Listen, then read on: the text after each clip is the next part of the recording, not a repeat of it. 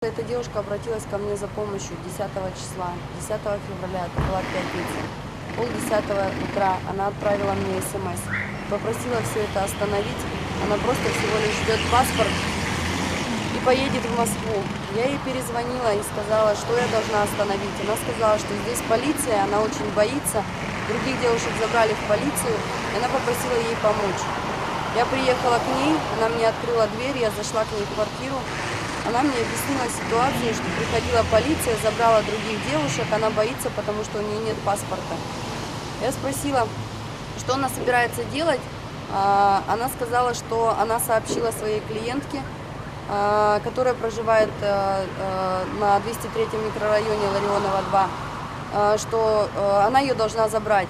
Я позвонила этой клиентке, позвонила и сказала, что у Ракель проблемы с полицией, и она говорит, что вы ее должны забрать. На что клиентка мне сказала, что она не разговаривала с Ракель, что у нее лишь только пропущенный. Я положила телефон и сказала: Ракель, зачем ты врешь? На что она мне показала переписку. Там было написано: мадам, пожалуйста, помогите мне. Ответ клиента был такой: извини, я не слышала, я пылесосила, муж сказал, что твое сообщение пришло. Она написала: тут полиция, я не могу выйти наружу. Я спросила по поводу паспорта, когда он должен прийти и куда. Она сказала, что он должен прийти в понедельник на этот же адрес к этому же клиенту. Я позвонила второй раз этой клиентке. Сказала ей, что Ракель говорит, что должна к вам прийти паспорт принести. Вы давали адрес свой. Она сказала, что да, месяц назад я давала адрес, но я не знаю ничего об этом паспорте и вообще ничего не знаю. С Ракель я не разговаривала и так далее. Я снова положила трубку и сказала: почему ты не звонишь своему работодателю или кто он там для тебя. Она сказала, что он боится, потому что здесь была полиция. Она очень сильно плакала, была напугана, у нее были красные глаза, у нее была истерика. Она говорила, что у нее ребенок 8 лет на Филиппинах и муж с больным сердцем. Я сказала: ладно, не реви, мы тебе поможем. Пошли в машину. Она вышла сама ко мне в машину, села.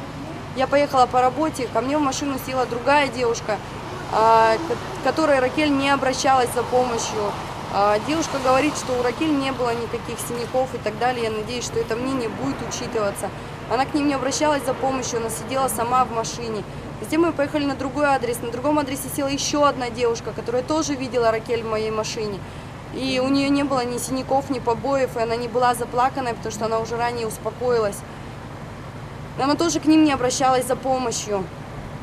Затем я пересадила Ракель в другую машину, потому что я тоже боялась, что она без документов ездит со мной по городу.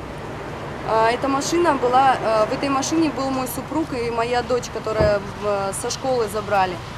Она села к ним в машину, и они поехали к брату домой, поставили машину в гараж и ждали там, когда я приеду. Я приехала туда, к брату, и мы начали думать, что делать, где ей пока остановиться. Мы позвонили нашей знакомой.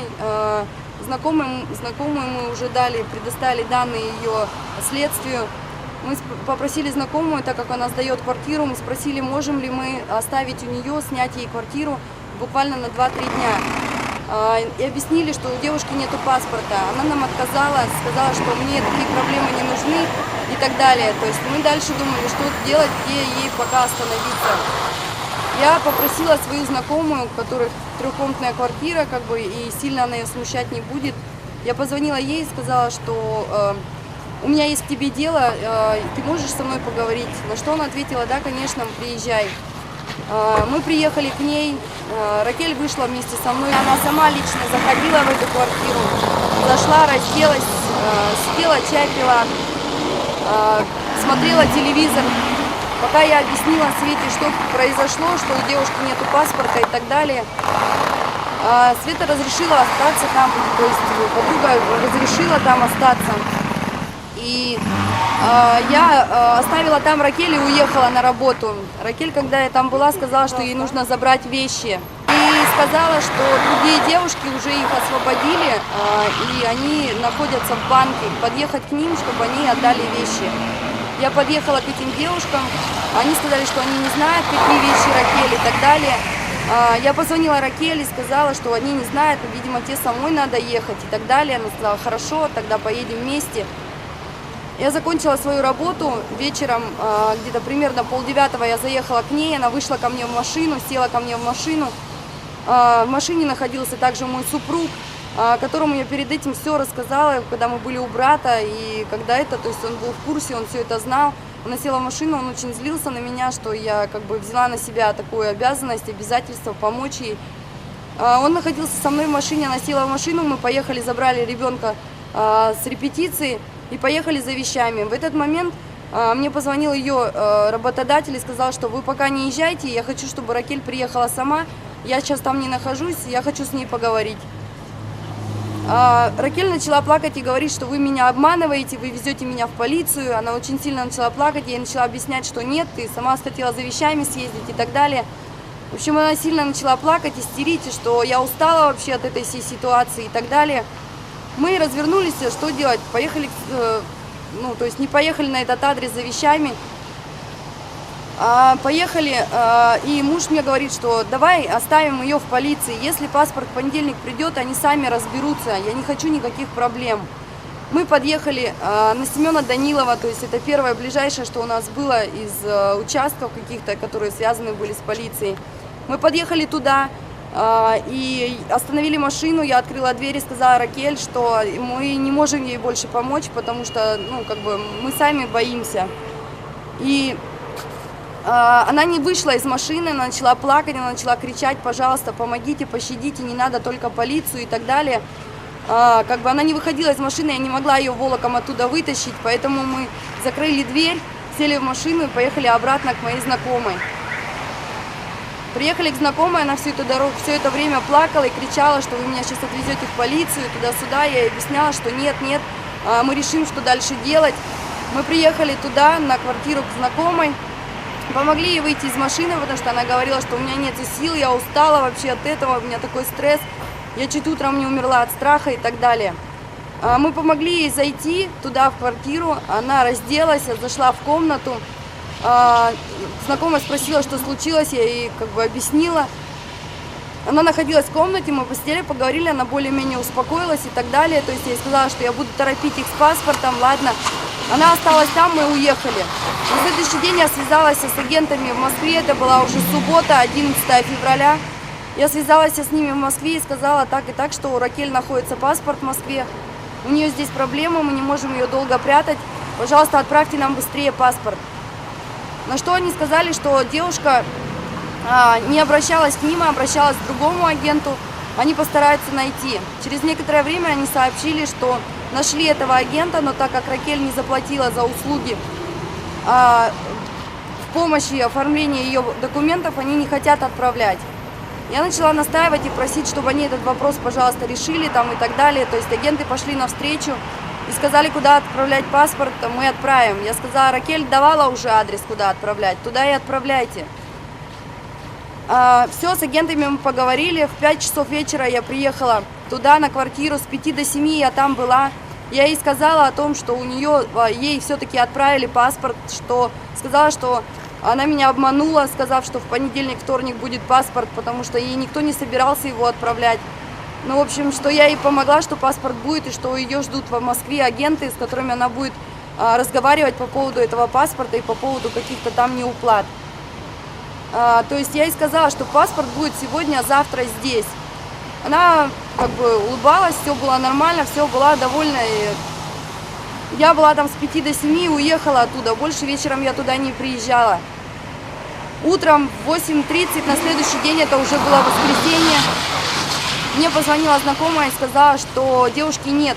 Я сказала, она ушла? Она сказала, да, она ушла, но только она ушла через окно. Я спросила, она что, она включала свет в коридоре? Она сказала, нет, она не включала свет в коридоре. Я спросила, она открывала дверь? Она сказала, нет. Я говорю, ты бы слышала? Она говорит, да. Я бы слышала, ключи висят в ключнице. Она видела, что в ключнице висят ключи. Я то есть меня это немножко шокировало, что она через окно ушла, но там первый этаж, и я не могла понять ее мотивов. Я позвонила нашим девушкам, спросила, Ракель там в отеле находится? Они сказали, нет. Я объяснила им ситуацию, что девушка выпрыгнула с окна, они сказали, что вы же ей сказали, что паспорт должен прийти.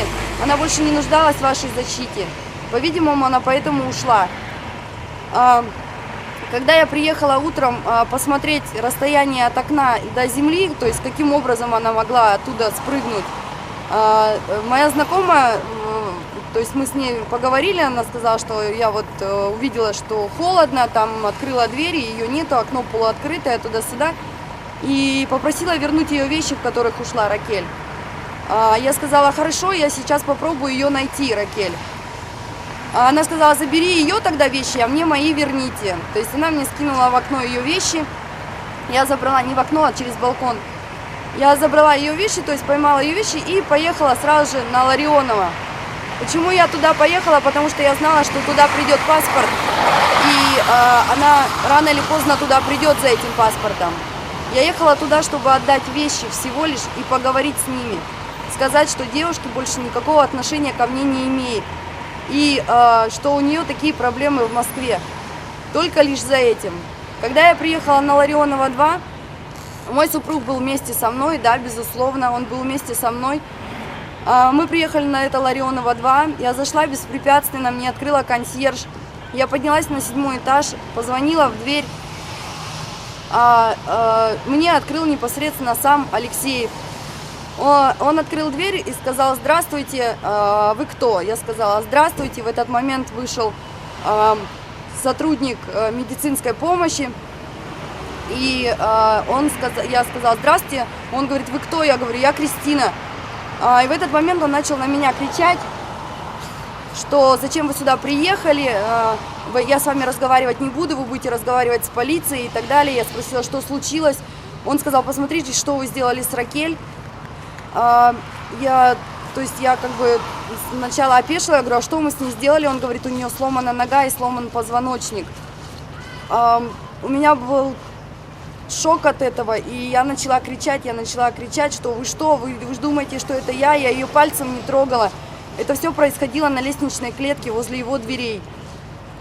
Мой супруг стоял рядом, и когда мы с ним разговаривали, он вообще не вмешивался, он просто мне говорит, это что?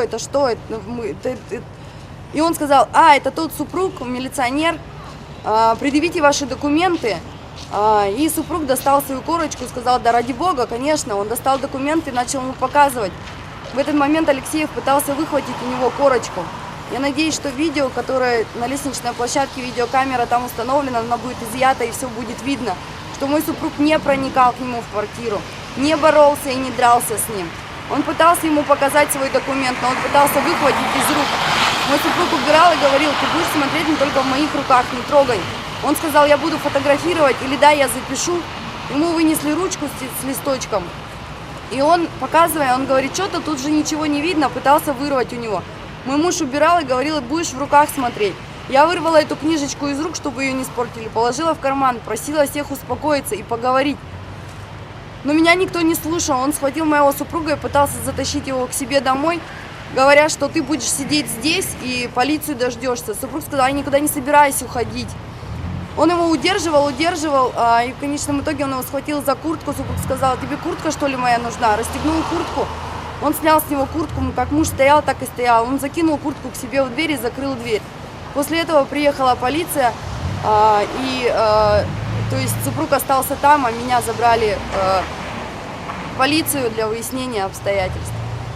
Я просто надеюсь, что общественное мнение не будет столь жестоко, не будет затрагивать моих детей, пока не внесется ясность полная в этот инцидент. И жду с нетерпением прибытия посла, который, надеюсь, что примет во внимание мнение и остальных филиппинок, которые здесь находятся, что Ракель, обвиняя меня, что я якобы что-то там ей не давала, какие-то деньги, там зарплату или что-то еще, что зарплату вообще не я выдаю, и кто ей выдает, чтобы он это все поговорил, а также католическую церковь привлекли и со всеми поговорили объективно.